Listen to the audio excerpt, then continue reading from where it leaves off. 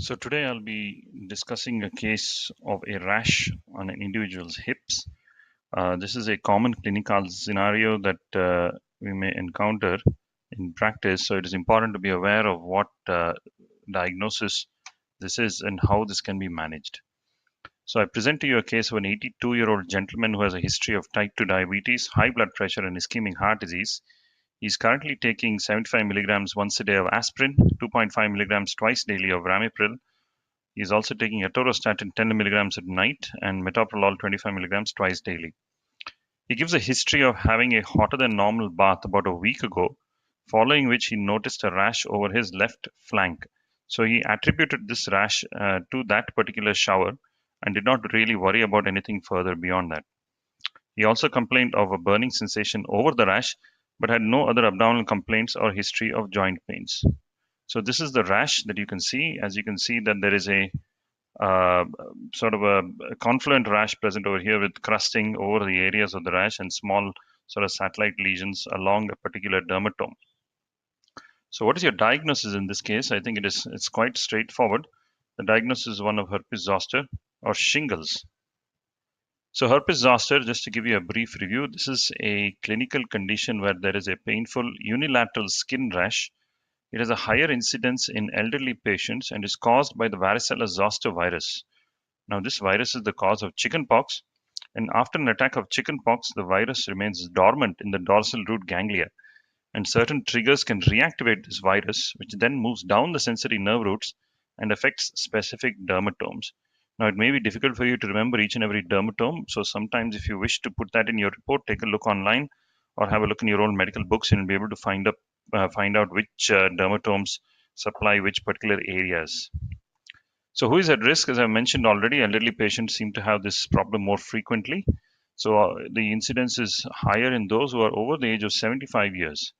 Primarily, the underlying pathophysiology is more prevalent in those who have altered cell mediated immunity. So, if you have lymphoproliferative disorders, patients who are on immunosuppressive medication, those who have had an organ transplantation, or those who are HIV seropositive are at a greater risk of developing varicella zoster.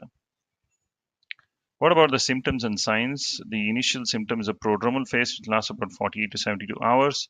It starts with pain and altered sensation in the affected area, but rapidly over a period of time, a rash begins to appear, which is an erythematous maculopapular rash, which progresses to a vesicular rash affecting a single dermatome. It never crosses the midline. This is very important because if you remember your dermatomes, the dermatomes are supplied by a single nerve fiber and they never cross the midline. They sort of come from the spine and emerge down the front and don't cross the midline. The course of the illness usually lasts between 3 to 5 days, during which time the lesions pustulate, ulcerate, and eventually scab. Healing of the lesions takes place over a period of about 4 to 6 weeks. The common nerves affected are the thoracic nerves. The ophthalmic division of the trigeminal nerve may also be involved, though there have been cases where the other divisions are involved as well.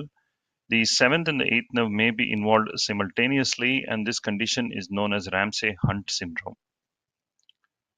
A diagnosis of this condition can be made through clinical symptoms and signs usually, and there is no need for any additional investigations as such.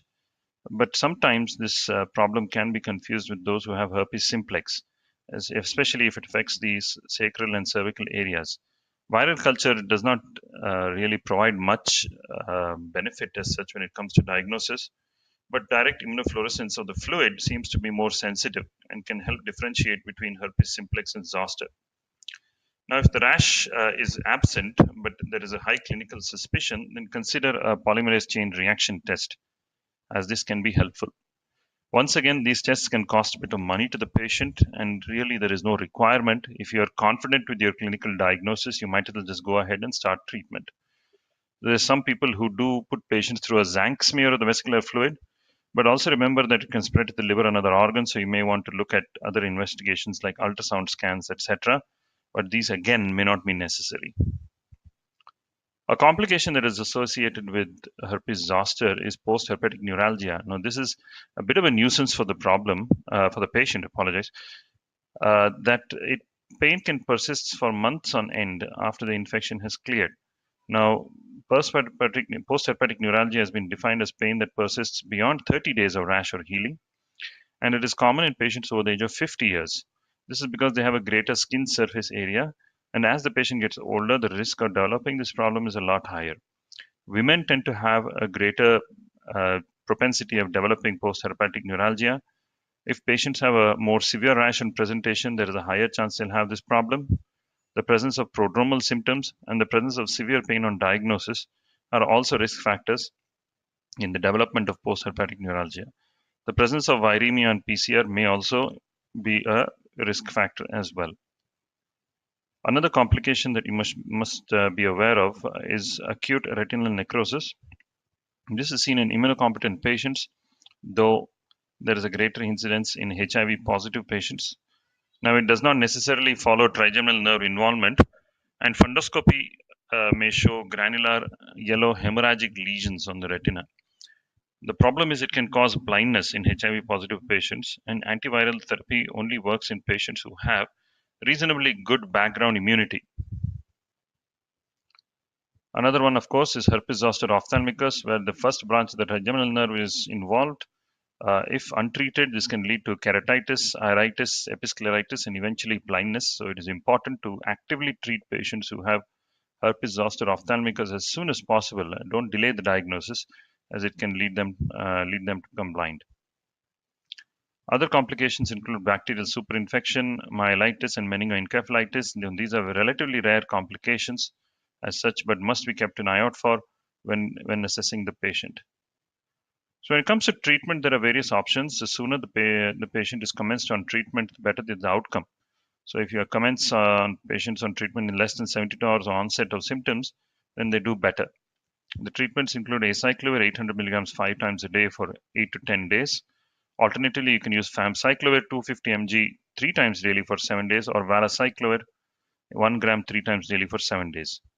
Pain reduction, of course, is extremely important. More than the rash, the patients are more worried about their pain. So you can use prednisolone 60 milligrams daily, but taper slowly to reduce pain and help to speed up lesions, the healing of the lesions. And amitriptyline can also be used at 25 milligrams daily for about 3 to 4 months. Other treatments are available. Gabapentin, there is gabapentin, pregabalin, tricyclic antidepressants, topical lignocaine, and capsaicin has been used in treatment. And this is a small table that I've taken from a paper by Agnan and Whitley.